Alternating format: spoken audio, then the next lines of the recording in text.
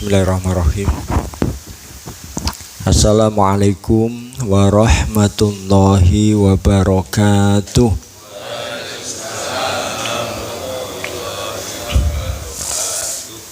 Alhamdulillahirabbil alamin ala kulli halin wa fi kulli halin wa kulli makanin.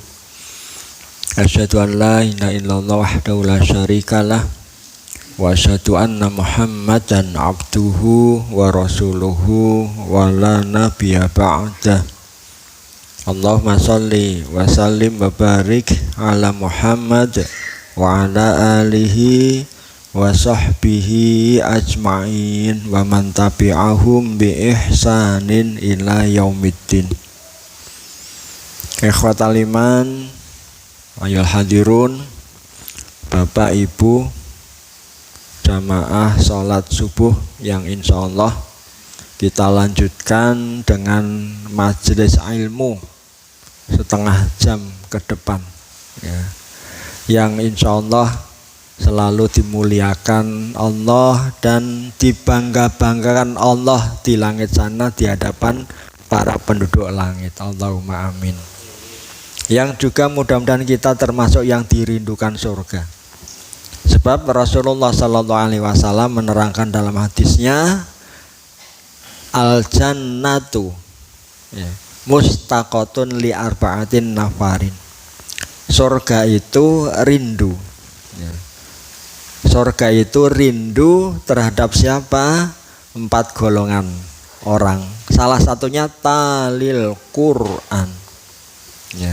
Talil Quran itu artinya tidak hanya sekedar pembaca Quran. Kalau membaca doang itu namanya qiraah, yaqra'una kitaballah. Tapi ini yatluna kitaballah. Di terjemahan biasanya artinya sama, membaca Quran. Tapi secara maknawi itu berbeda. Kalau yaqra'una kitaballah atau yaqra'una al-Quran itu sekedar membaca. Ya, seperti membaca koran, baca majalah, membaca Quran itu membaca. Tapi yatlunal Quran atau tilawatul Quran itu tidak hanya sekedar membaca secara lisan, tapi juga mencoba memahami isinya, mempelajari isinya, menghayati, bahkan termasuk tasmi'ul Quran, mendengarkan ya, dibacakan Quran, didengarkan untuk dipelajari isinya, itu termasuk yang yatluna kitaballah. Ini yang dirindukan oleh surga. Surga rindu terhadap para pembelajar Quran, para pembaca Quran. Ya, jadi mudah-mudahan ini satu majelis yang betul-betul sebagaimana yang disampaikan oleh Rasulullah Sallallahu Alaihi Wasallam, man salaka tariqan yaltamisu fihi ilman sahalallahu lahu tariqan ilal jannah. Ya. Barang siapa yang melangkahkan kakinya menuju majelis ilmu, sahalallah, dia Allah memudahkan lahu baginya tariqan, jalan ilal jannah, menuju ke surga. Ini janji Rasulullah Sallallahu Alaihi Wasallam. Ya, masalah hadirun rahimakumullah wa ta'ala. Kita akan melanjutkan pembahasan kita di bulan yang lalu, yaitu terkait dengan tazkiyatun nufus, membersihkan hati. Dan ternyata yang namanya tazkiyatun nufus, menjaga kebersihan hati, ini menjadi sesuatu banget itu ya. Menjadi suatu amal yang sangat-sangat penting. Seringkali kita itu bangga dengan amal-amal dohiriyah. Ya, sholatnya tepat waktu, selalu berjamaah di masjid, ditambah sholat-sholat sunnahnya, rawatibnya yang 12 rakaat, masih tambah sholat-sholat sunnah yang lainnya, duha, qiyamul lail, atau sholat-sholat sunnah mutlak gitu ya. Luar biasa banyak kita lakukan. Tilawatul Qur'annya one day one juz, setiap hari 1 juz misalkan, sehingga 1 bulan bisa khatam 1 kali. Nah, kita sering hanya melihat dari sisi kuantitas ibadah kita. Padahal ternyata di mata Allah Subhanahu wa taala yang paling diperhatikan di samping juga amal lahiriah itu justru amal batiniah itu jauh lebih penting. Ya, bukan berarti kemudian amal-amal lahiriah tidak penting, nggak usah ibadah yang banyak nggak apa-apa lah, yang penting menjaga hati, ya tidak seperti itu. Allah Subhanahu wa taala berfirman, yaumala yang fa'umalun wala banunun illa man atallaha biqalbin salim. Pada hari di mana harta dan anak-anak itu tidak ada manfaatnya sama sekali. Mungkin harta kita yang banyak kita sedekahkan, termasuk yang kita infakkan untuk bangun masjid, untuk bangun madrasah, pondok pesantren, atau yang kita sedekahkan, ditermakan, didonasikan di Palestina misalkan. Ya, ini tadi malam ada konser Azam Haroki di Ngargoyoso. Itu penggalangan dana Palestina. Itu diumumkan terkumpul dana 130 juta. Nah, ini dana yang banyak kita donasikan ke Palestina. Ya.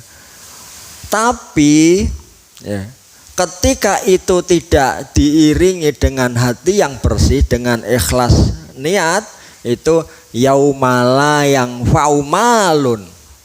Tidak ada manfaatnya itu harta yang banyak yang kalian sedekahkan. Wala banun dan anak-anak. Ya, mungkin anak kita yang soleh soleha, yang pada hafidz Quran, ya, atau mungkin anak-anak kita dalam pengertian murid-murid kita, ya, murid-murid ngaji kita itu begitu banyaknya, tapi itu kata Allah yaumala yang faumalun wala banunun, semuanya itu tidak ada manfaatnya illa kecuali man atallaha, orang-orang yang nantinya menghadap Allah di yaumul qiyamah biqalbin salim, dengan hati yang bersih. Ini yang paling menentukan nantinya nasib kita di yaumul qiyamah. Makanya kelak itu banyak orang-orang yang kecewa, gelo, ya. Ketika nanti di akhirat pada nagih, ya Allah mana pahala saya? Sholat saya mana ya Allah? Tilawatul Quran saya mana ya Allah? Infak saya mana ya Allah? Allah bilang, tanya, madza taf'ul? Apa sing wis mok lakoni kok sekarang nagih surga, nagih pahala? Ya Allah saya sudah sedekah, ya, bagi para munfik, para ahli infak, saya sudah sedekah ya Allah. Kata Allah, kadzabta, engkau bohong, ya. Bukankah engkau sedekah, engkau infak, engkau donasi ke Palestina itu agar engkau dikatakan sebagai dermawan, dan itu sudah engkau dapatkan di dunia. Engkau sudah terkenal tuh namamu, tuh mendirikan masjid itu sampai namanya dipampang besar di atas masjid, di depan masjid sebagai nama masjid. Engkau sudah dapatkan itu, bangga itu, ya. Lalu Allah pun memerintahkan kepada malaikat, ambil dia, borgol dia, lempar dia ke dalam neraka. Lalu datang lagi qari, para pembaca Quran. Mana ya Allah pahala saya telah membaca Quran, saya telah mendakwahkan Quran. Kata Allah, madza taf'ul, apa yang kau lakukan? Saya sudah dakwah ya Allah, saya sudah tilawatul Quran, ya. Kata Allah, kadzabta, engkau bohong. Bukankah engkau membaca Quran biar dikatakan sebagai qari'ah, ya, biar menjadi juara MTQ tingkat nasional atau minimal tingkat kecamatan itu, ya. Dan itu udah engkau dapatkan tuh, ya. Jangan minta ke saya, dan seterusnya dan seterusnya. Inilah pentingnya kita menjaga kebersihan hati, ya. Bahkan meskipun mungkin ibadah kita nggak bagus-bagus amat, mungkin kita dalam taraf belajar, ya, seperti kita ini kan masih semuanya kan dalam proses belajar, ya, sehingga mungkin banyak kekurangan-kekurangan dari sisi amal-amal ibadah kita. Tapi ketika itu semuanya diiringi dengan qalbun salim, insya Allah Allah itu memaafkan, ya. Pernah ada seorang soleh, seorang ulama, ketika ziarah kubur, di sebuah kuburan, ya. Tiba-tiba beliau itu melihat ada sinar yang begitu terangnya keluar dari salah satu kuburan. Mak selorot itu ya, naik ke langit. Lalu si kiai tadi, si ulama tadi pun berpikir, wah ini makam siapa ini? Pasti orang hebat ini, pasti ahlul Quran nih, ya. Lalu beliau penasaran, ya, dicarilah si penghuni kubur tadi itu, siapa dia? Ditanya-tanyakan, oh si fulan, mana rumahnya sana. Lalu dia pun menemui keluarganya, ditemuilah istrinya. Bu, apakah betul yang di sana itu makam suami ibu? Nggih, leres. Ada apa? Tadi saya melihat dengan mata kepala saya sendiri, dari kubur suami ibu muncul sinar yang begitu terangnya naik ke langit. Ya, dan menurut anggapan beliau itu berdasarkan pemahaman dari Al-Quran dan hadis, ya, kubur yang sampai mengeluarkan cahaya dia itu pasti ahli Quran. Makanya kan Quran itu salah satu namanya An-Nur, cahaya. Ya, makanya orang yang ahlul Quran, sering membaca Quran, banyak hafalannya, pemahamannya bagus, itu nanti di alam kubur akan terang benderang, tidak gelap gulita. Jadi kuburannya itu nanti terang. Termasuk rumah yang sering kita bacakan Al-Quran, kata Rasulullah, nawwiru buyutikum bitilawatil Quran. Cahayailah, terangilah, sinarilah rumah-rumah kalian dengan membaca Quran. Ini An-Nur Al-Quran. Ya. Apakah suami ibu itu ahlul Quran? Oh tidak. Loh, tadi saya melihat ada sinar keluar dari kuburan suami ibu, pasti dia itu ahlul Quran. Enggak. Lah terus apa yang selama ini dilakukan oleh suami ibu sampai Allah memberikan karomah demikian? Jadi karomah itu kemuliaan. Ya, jadi memang kadang-kadang Allah itu menunjukkan karomah kepada wali-walinya, para orang-orang yang dicintai oleh Allah Subhanahu wa taala. Ya, apa yang dilakukan oleh suami ibu? Maka si ibu tadi pun bercerita, suami saya itu sampai tua, sampai dia meninggal itu sesungguhnya nggak bisa baca Quran. Ya, jadi sampai tua dia nggak bisa baca Quran.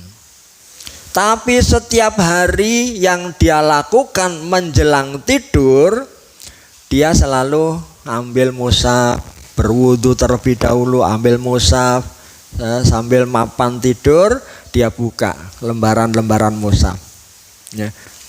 Seringkali dia menangis sambil berkata di hadapan Allah, ya Allah, maafkan hambamu ini, sampai setua ini saya belum bisa baca Quran. Bukan karena saya tidak mau belajar, tapi memang engkau telah mentakdirkan saya lahir dari keluarga yang memang tidak perhatian terhadap agama, sehingga sejak kecil sampai dewasa saya belum pernah belajar Al-Quran. Ya, tapi saya sangat cinta dengan Al-Quran. Maka dibuka lembaran itu sambil diraba-raba, baris per baris, seolah-olah dia itu membaca Quran. Ya, sampai rampung satu halaman rampung, dibuka halaman kedua, diraba lagi. Jadi dia itu tidak membaca Quran tapi action baca Quran. Jadi mau action tok, gaya tok, ya, gaya baca Quran. Dan ini terus dilakukan setiap malam. Mungkin nanti sampai khatam, nanti balik lagi. Itu yang selalu dilakukan oleh suami saya. Ternyata menurut kesimpulan dari si kiai tadi, oh ini gara-gara dia itu action baca Quran. Ya, itu dicatat oleh Allah Subhanahu wa taala sebagai ahlul Quran. Jadi yang dinilai oleh Allah Subhanahu wa taala tidak hanya sebatas amal-amal dohiriyah, tapi batiniah itu ternyata sangat penting. Makanya kita perlu mengkaji tentang tazkiyatun nufus. Kita melanjutkan materi yang kemarin, bicara tentang at-takabur, satu penyakit hati yang paling dibenci oleh Allah Subhanahu wa taala, takabur.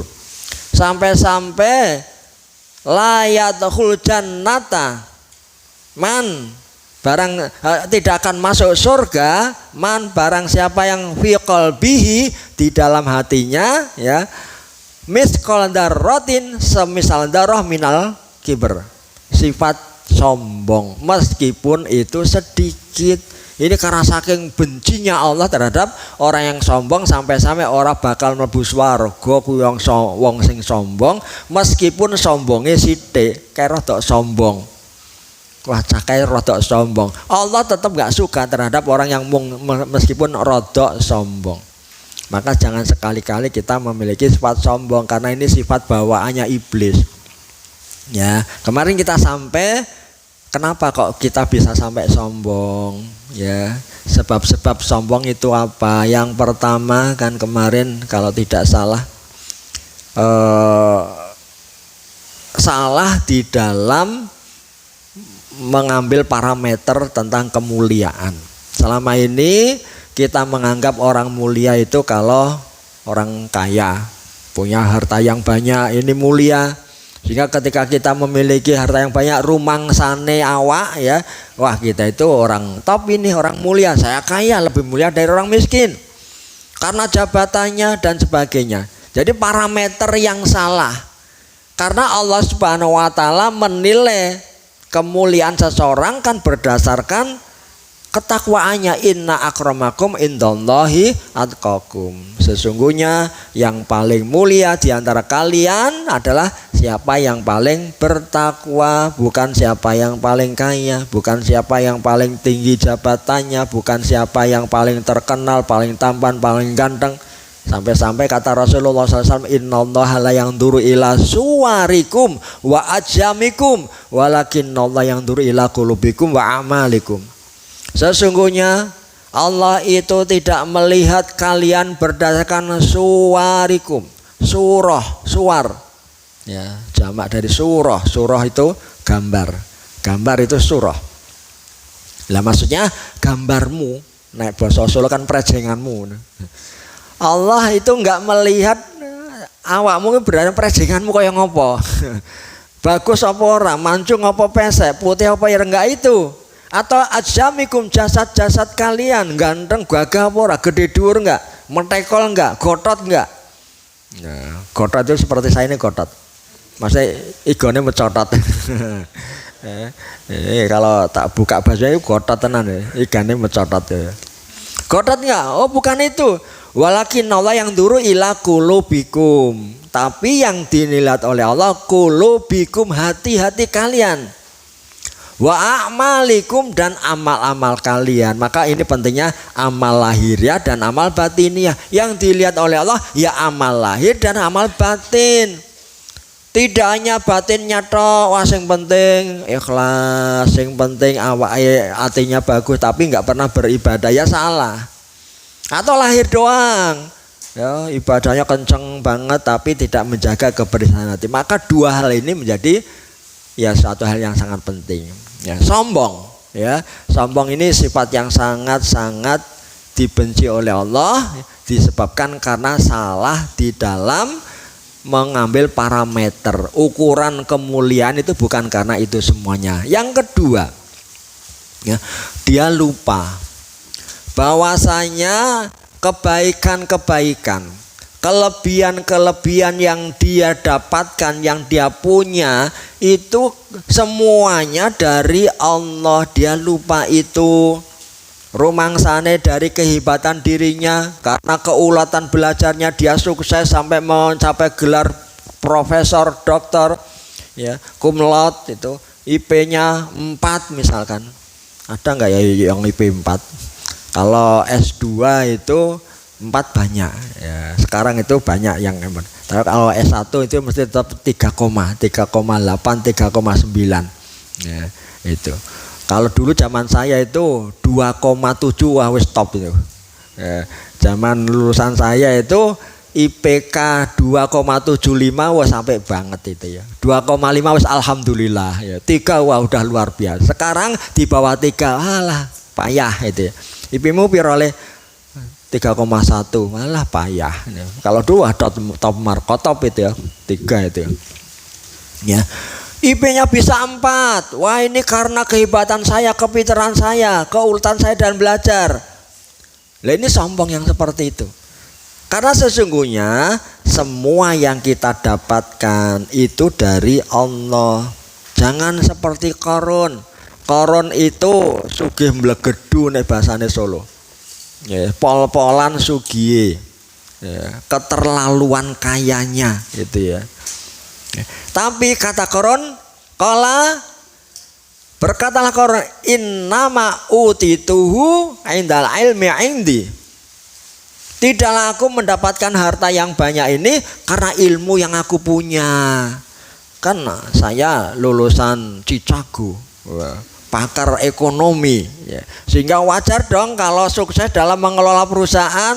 Saya ini orang yang disiplin ya, manajemennya disiplin dan sebagainya. Ini sombong ya.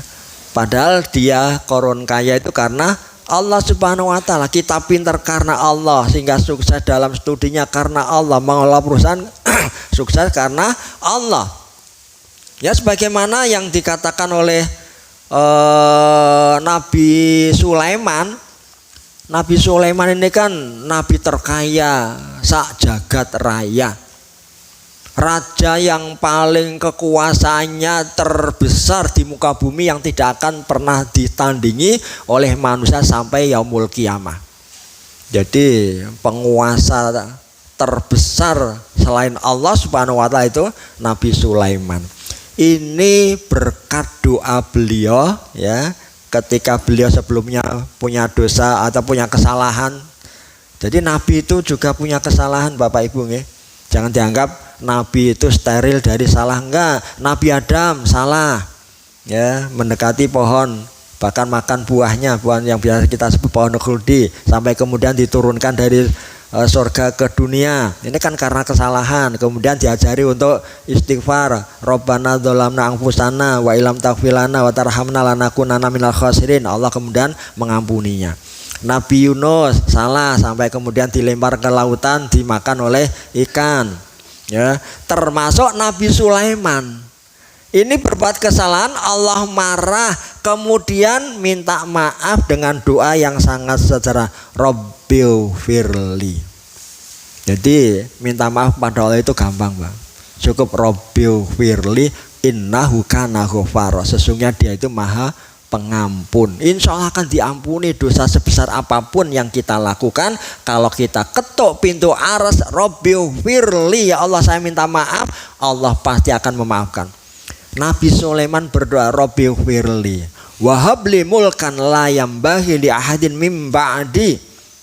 Terus nyuwun, salah minta maaf, terus njaluk sama Allah, ya Allah wahabli anugerahkan kepadaku mulkan kerajaan la yambahi li ahadin mim ba'di, yang tidak mungkin bisa dimiliki oleh manusia setelahku. Ini dungane Nabi Sulaiman ora bain-bain.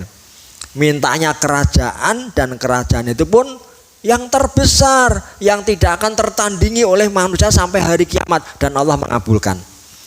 Dan apa yang dikatakan oleh Nabi Sulaiman dengan kerajaan yang terbesar, yang kekuasaannya tidak hanya di hadapan manusia, tapi juga jin-jin pun takluk. Jadi setan-setan jin itu pada takluk dengan Nabi Sulaiman. Bahkan binatang pun nurut sama Nabi Sulaiman. Bahkan beliau paham bahasa binatang. Jadi suatu saat Nabi Sulaiman itu tersenyum sendirian. Ya, guyu dewe. Ditanya, kenapa Tuhan kok tersenyum? Saya itu dengar percakapan burung sedang pacaran ini. Lagi manuk-manukan ini. Jadi beliau itu geli dengan tertawa sendiri mendengar percakapan dua burung itu. Dia memahami betul bahasa binatang. Ini kekuasaan Nabi Sulaiman. Tapi apakah beliau sombong? Enggak.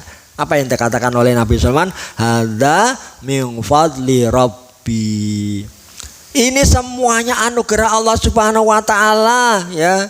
Liyabluwani, untuk mengujiku ya. Apakah aku bersyukur atau kufur. Jadi beliau menyadari betul ini kerajaan bukan karena kehebatan saya, tapi karena anugerah Allah.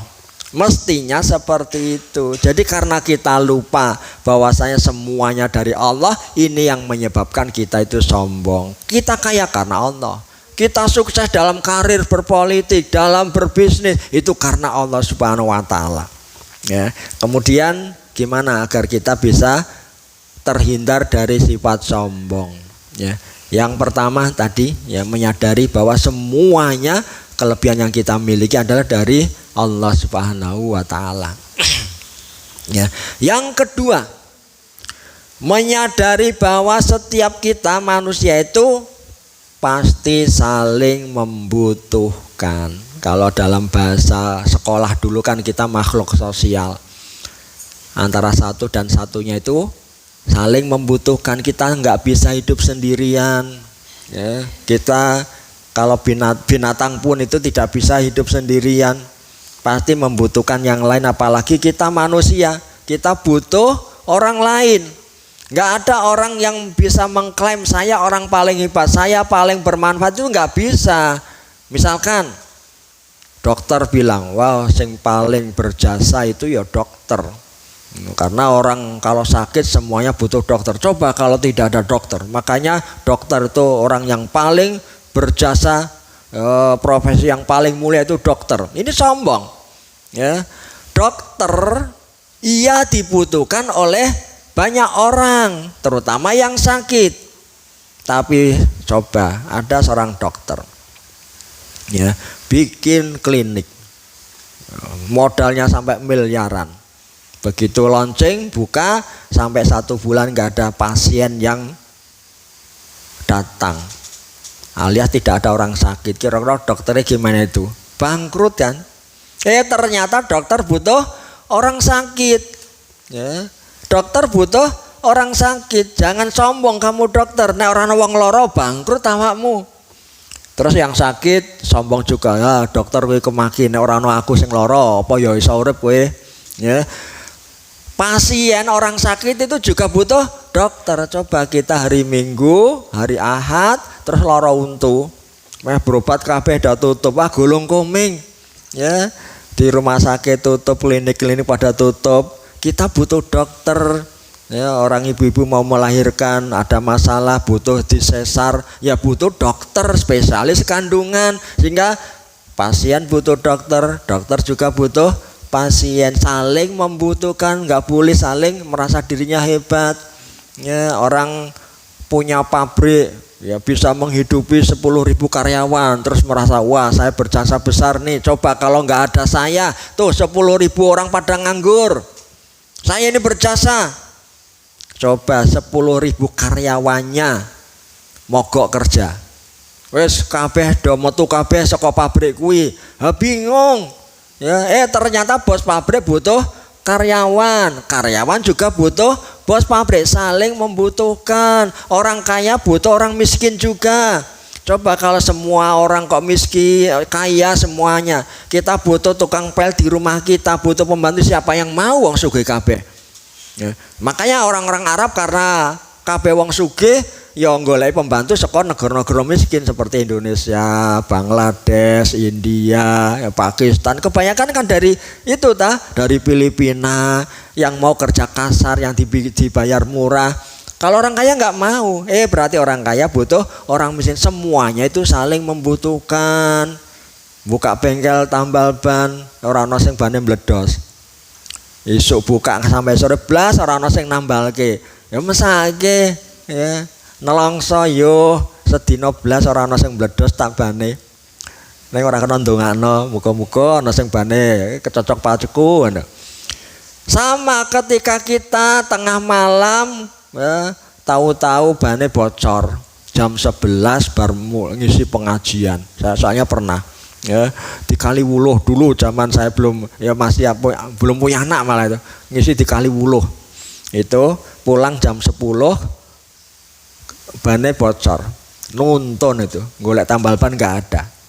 Artinya kita itu butuh tambal ban. Sing tambal ban ya butuh sing bane meledos. Saling membutuhkan, itulah manusia. Sehingga tidak ada yang boleh mengatakan wah ini saya paling top. Suami butuh istri, istri juga butuh suami. Maka tidak ada yang merasa superior ya. Maka jangan sombong. Yang terakhir ya karena waktu ya.